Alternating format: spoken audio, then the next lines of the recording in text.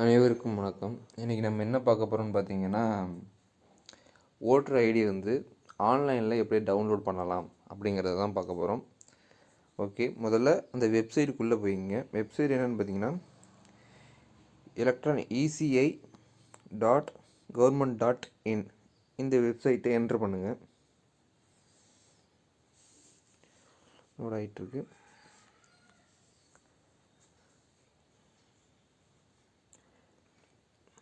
உள்ளே போயிடுச்சு.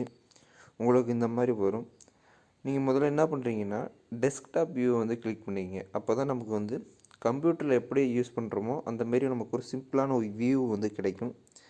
டெஸ்க்டாப் வியூவை கிளிக் பண்ணிட்டீங்கன்னா உங்களுக்கு லேப்டாப்பில் அல்லது கம்ப்யூட்டரை நீங்கள் எப்படி யூஸ் பண்ணுறீங்களோ அந்தமாரி ஒரு இமேஜ் வந்து நமக்கு கிடைக்கும்.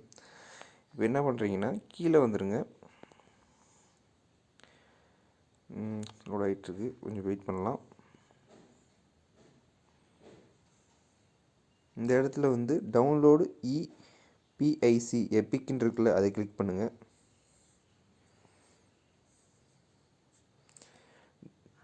மஞ்சள் கலரில் டவுன்லோடு பிக் கார்டுன்னு இருக்கா, அதை நீங்கள் கிளிக் பண்ணிக்கோங்க. இங்கே வந்து ஒன்று ஒன்றா கொடுத்துருக்கு பாருங்கள். ரிஜிஸ்டர் ஃபார் நியூ எலெக்டர் இந்தமாரி இருக்கா. உங்களுக்கு டவுன்லோட் பண்ணணுன்னா நீங்கள் ஆல்ரெடி லாகின் அண்ட் ரிஜிஸ்டர் பண்ணியிருக்கணும். உங்களுடைய நேமும் உங்களுக்கான ஒரு பாஸ்வேர்டும் நீங்கள் ஆல்ரெடி க்ரியேட் பண்ணியிருக்கணும். க்ரியேட் பண்ணியிருந்தீங்கன்னா லாகின் ரிஜிஸ்டர் கிளிக் பண்ணுங்கள். உங்களுக்கான ஒரு யூசர் ஐடி, அது ஃபோன் நம்பராக இருக்கலாம், இல்லைனா இமெயில் ஐடி இருக்கலாம். அப்புறம் அதுக்கான ஒரு பாஸ்வேர்டு வந்து நீங்கள் முன்னாடியே க்ரியேட் பண்ணியிருந்தீங்கன்னா அது என்ட்ரு பண்ணி உள்ளே போய்க்குங்க. அப்படி இல்லையா, ஒன்றும் பிரச்சனை இல்லை. கீழே வந்து போட்டிருங்க, I don't have a account register as a new user அப்படின்ட்டு இருக்கா, அதை நீங்கள் கிளிக் பண்ணிக்கங்க. இங்கே வந்து உங்களுடைய ஃபோன் நம்பர், இந்த கட்டம் இருக்குல்ல, அதில் என்ன கொடுத்துருக்கோ அதை நீங்கள் என்ட்ரு பண்ணிக்கங்க. சென்டு ஓடிபின்னு கொடுத்தீங்கன்னா உங்களுக்கான ஒரு ஓடிபி நம்பர் வந்து வரும். அதை நீங்கள் கீழே என்ட்ரு பண்ணுங்கள்.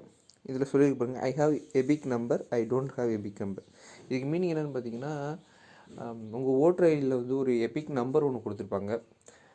அந்த நம்பரை வந்து நீங்கள் என்ட்ரு பண்ணிங்க. இல்லைனா ஐ டோன்ட் ஹேவ் எபிக் நம்பர்னு கொடுத்துட்டு நீங்கள் உள்ளே போயிட்டு உங்களுக்கு ஒரு பாஸ்வேர்டும், உங்களுக்கு ஒரு பாஸ்வேர்டை க்ரியேட் பண்ணிட்டு இங்கே ரிஜிஸ்டர்ன்ட் இருக்குது, அதை நீங்கள் கிளிக் பண்ணிட்டீங்கன்னா உங்களுக்கு வந்து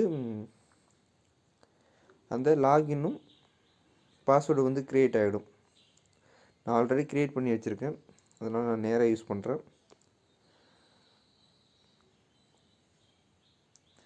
இப்போ அந்த கட்டடத்தில் இருக்கிறத வந்து நான் என்னுடைய ஃபோன் நம்பரும் என்னுடைய பாஸ்வேர்டும் கொடுத்துருக்கேன். அந்த கட்டடத்தில் உள்ள நான் எதை என்ட்ரு பண்ணுறேன்.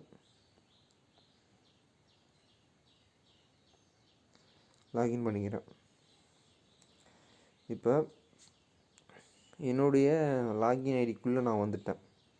இப்போ போய் டவுன்லோடு இபிஎஸ்ன்னு கொடுத்தீங்கன்னா உங்களுடைய எபிக் நம்பர், நம்ம முன்னாடியே ஒரு நம்பர் கொடுத்துருந்தோம்ல, அதாவது ஓட்டர் ஐடியில் வந்து ஒரு நம்பர் கொடுத்துருந்தோம். சில பேருக்கு அது இல்லைன்னு கூட நீங்கள் கொடுத்துருப்பீங்க. அந்த எபிக் நம்பர் வந்து ஓட்டர் ஐடியில் நம்ம பார்த்துக்கலாம். அப்படி இல்லைன்னா வந்து நீங்கள் டேரெக்டாக வந்து ஒரு பிடிஎஃப் வடிவில் வந்து இந்தமாரி எலெக்ஷன் கமிஷன் வெப்சைட்லேயே நம்ம போய் டவுன்லோட் பண்ணிக்கலாம். அதை எப்படி நான் டவுன்லோட் பண்ணுறது, எபிக் நம்பர் எப்படி வந்து நீங்கள் பார்க்கணும் அப்படிங்கிறத வந்து நான் தனியாக ஒரு வீடியோவில் வந்து போட்டிருக்கேன், அதை நீங்கள் போய் பாருங்கள். அந்த நம்பரை வந்து இங்கே என்ட்ரு பண்ணிங்க. இல்லைன்னா ஃபார்ம் ரெஃபரன்ஸ் நம்பர்னு ஒன்று கொடுத்துருக்கு. அந்த ஃபார்ம் ரெஃபரன்ஸ் நம்பருங்கிறது வந்து நீங்கள் வந்து ஓட்டர் ஐடி அப்ளை பண்ணும்போது ஒரு நம்பர் கொடுத்துருக்கலாம். அந்த அப்ளிகேஷனில் உங்களுக்கு ஒரு நம்பர் கொடுத்துருப்பாங்க, அதை என்ட்ரு பண்ணிக்கங்க. உங்களுக்கு எபிக் நம்பருக்கு ஒன்றும் கவலைப்படாதீங்க, நான் தனியாக அதுக்கு ஒரு வீடியோ போட்டிருக்கேன், அது எப்படி உங்களுடைய எபிக் நம்பர் பார்க்குறதுன்னு. அந்த எபிக் நம்பர் இங்கே என்ட்ரு பண்ணிட்டு நீங்கள் என்ன ஸ்டேட் அப்படின்னு நீங்கள் என்ட்ரு பண்ணிட்டு, நான் உதாரணமாக ஒரு நம்பர் சும்மா போடுறேன்.